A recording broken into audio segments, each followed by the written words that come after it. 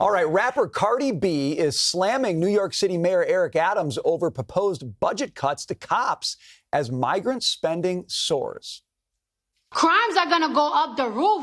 The crimes are going to go up the roof because there's a police safety budget cut. And on top of that, there's a sanitation budget cut. So that means we're going to be drowning in rats. Oh, joining us now, Red Apple Group Chairman and CEO John Catsimatidis. Okay, so John, you met with the mayor for an all-hands-on-deck meeting on this issue. Did he say anything that gave you some hope? Well, we had a meeting with the Police Athletic League.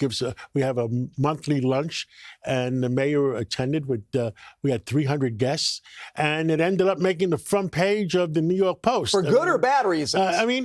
Well, we want good reasons. I think the mayor would like a safer city, but he has to understand that everybody is upset. Even the Hispanic communities are upset. The Black community is upset because if you're going to make cuts, you cannot make cuts right now to the police budget. We need safety in our streets. 500,000 New Yorkers, New York City, New York State have left our city and state. And what do we replace them with? Yeah. And by the way, those are the ones that have a net worth of $500,000 and above. Right. And we replace them with migrants that we're paying money. It doesn't make any common sense at all. And we got to make our city safe. And, you know, the joke, they say, well, arrests are down. You know what the joke is? The police officers don't want to make arrests because all they end up is with headaches and the judge lets them back outside. Right. So it isn't that crimes are down. It's that the police officers are not making arrests. Right. Because why should they lose their pension where they're going to be released the next day anyway? Right. Especially with the 2 cops up in the Bronx. Yeah. The guy beat up the 2 cops, and that judge in the Bronx let him out the same hour. Well, and to your point, we just heard from Madison Allworth. You see the results of that. Shoplifting is rising amongst many other things. But while I have you, I want to have it in our stores. Oh, right. I mean, the other day down on University Avenue, they came in and they tried to shoplift on a Sunday morning. And the manager ends up having a fist fight with the guy. It's so frustrating. But while I have you here, John, I want to get your take on this because you had Senator Manchin on your radio show. He was calling out President Biden for being pulled too far to the left. I want to play a soundbite and get your reaction. Joe Biden has been pulled so far to the left, the extreme left, as far as liberal. Makes no sense at all. It's not the person we thought was going to bring the country together. So we're in a heck of a mess here, and we've got to bring people together. So I'm not going to change it from within. And I've decided to go around and see if I can mobilize the radical middle.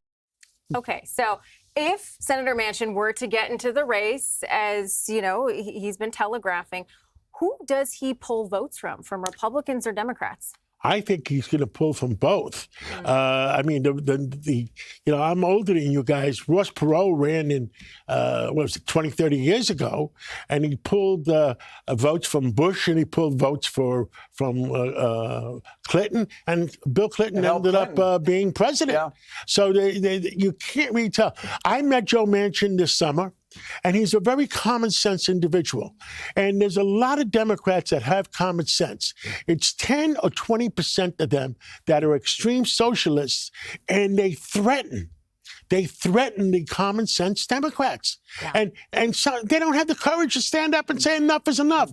Well, Joe Manchin had enough sense to say enough is enough. I'm going to canvass the country and find out who has common sense and who doesn't. And you cannot. This is the key idea. You cannot let extremists on the right or extremists in the left run the country. And the key thing that Joe Manchin says, I'm going to canvass the country and see what goes on.